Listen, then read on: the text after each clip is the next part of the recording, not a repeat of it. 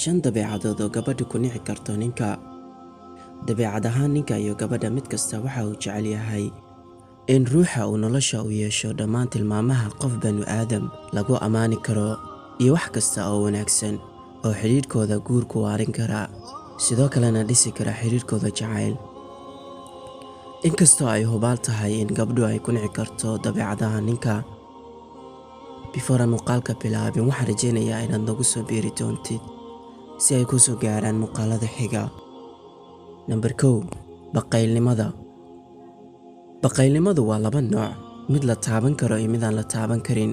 Ta la taaban karaa waa ninka oo lacagta iyo dhaqaale ku filan haysta, laakiin ka xasdaa reerkiisa oo siinaya in ka yar inta ay u baahan yihiin. Baqaylnimada labaadna waa ninka oo xaaskiisa ama lamaantiisa kala baqayla shucuurta kalgacalka, ereyada jacaylka iyo naxariista. labadan arrimoodba waxa ay gabadhu ku keenaan niyad-jab iyo inay nacdo ninka iyo xitaa nolosha qoysnimada ama ay burburiso xiriirka jacaylka. Number 2. Xanaaqa badan. dabeecad ahaan gabadhu waxa ay inta badan dulqaad u yeelataa mowqifyo badan oo qalafsan oo ay ninka kala kulanto, laakiin waa inta uu isagu yahay qof aan xanaaqsanayn oo iska dabiici ah, lana fahmi karo qaladaadkiisii xilliga xanaaqa, si toos ah ama si dadbanna u sixi kara qaladkiisa. caadi ahaan waxaa la ogyahay in xanaaqa sideedaba ay indha tirto ninka oo ay ka qaado garowshiyaha iyo inuu xaqiiqada dul istaago, waxa ayna ku keentaa inuu qaato go'aamo aanu ka fikirin iyo inuu cadaaladda ka fogaado. sidaa awgeed xanaaqa badani waxay dishaa qalbiga gabadha, waxaanay horseedaa burburka qoyska ama xidhiirka kadib marka uu gabadhu ka dhammaado dulqaadka. Number 3. Madax adayga. ma jiro ra'yi kama dambaysa oo aan laga daba hadli karin, mana jiro qofku aan ducoon karaa in aragtidiisu ay tahay tii ugu saxsanayd marka loo eego kuwa ka soo horjeeda. sidaa awgeed markasta waxa ay quruxda wada noolaanshiyaha isfahamku ku jiraan in la isdhegaysto, ra'yiga kala duwan la tixgeliyo, qofkuna inta aanu ra'yigiisa ku go'aan qaadan uu dhegaysto fikirka ka soo horjeedo. intaas wixii ka soo haraa waa madax adayg iyo canaannimo, waana cudur dadka kala fogeeya marka ay lamaanaha isqabaan noqotona ama xiriirada kala dhexeeya. madax adaygu waa cadow qoyskooda si sahla u burburin karaa. Number 4. Quruxda oo la danayn waayo.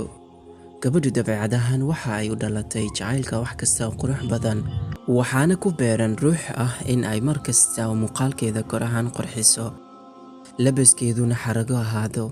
baaritaano dhinaca bulshada oo la sameeyey ayaa xaqiijiyey in gabadhu aanay quruxdaas nafteeda oo keliya la jeclayn, balse ay sidoo kale la jeceshahay ninkeeda ama lamaanaha xiriir kala dhexeeyo, oo ay ka hesho inuu noqdo mid xarago badan, muuqaalkiisa kor ahaan qurux badan yahay. haddii kale waxa ay nacdaa inay raacdo nin aan danka lahayn quruxda naftiisa. ugu yaraan culays iyo dhib ayayna ka dareentaa in lagu ag arko isaga. Number 5. Shakiga. hinaasuhu waa shucuur aadannimo oo ay suuragal tahay in loo helo marmarsiyo iyo cudurdaar loogu dulqaadan karo. waxaabay dadka qaar u yaqaanaan inuu yahay lexjeclow ruux ka gashay ruuxan kale oo jacayl u muujinayo, laakiin waxa ay dad badani ku qaldaan shakiga oo ah in ruuxu u tuhumo in ruuxan ay qoyska wada leeyihiin xidhiidho kale oo xaaraan ah ku lug leeyahay. ninka shakiga badani nolosha gabadha cadaab ayuu u beddelaa. waxa uu kula xisaabtamaa waxa uu arkaayo iyo waxaanu arkaynba, waxa uu garanayo iyo waxaanu garanaynba. haddii ay gabadhu bilowga hore ee qoyska ninkeeda ugu adkaysato shakiga, waa u jacaylka oo weli xooggan iyo dulqaad dumar oo lagu yaqaano bilowga hore ee dhismaha qoyska, iyo iyada oo jecel inay badbaadiso jacaylka nolosha qoysnimada iyo mustaqbalka ubadkeeda. laakiin in badan dulqaadkaasi ma sii socdo, aakhirkana waxa ay gaadhaa inay nafteeda uga baqdo ninka oo ay qaadato go'aan kala fogaanshiya.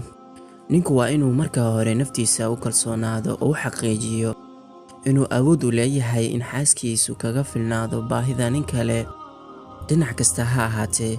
haddii aanu taasi hubin, waxba yuusan ka shakiyin ee marka hore ha ka fikiro naftiisa. waa intaas saaxiibayaal, waan filayaa inaan wax badan ka fahantay midkaa mid la mid a intaan ku kulmi doono maalinta ama habeenku hadba kaa joogtaan ha idin wacnaado. farxad ku waara dhammaantiin. salaam.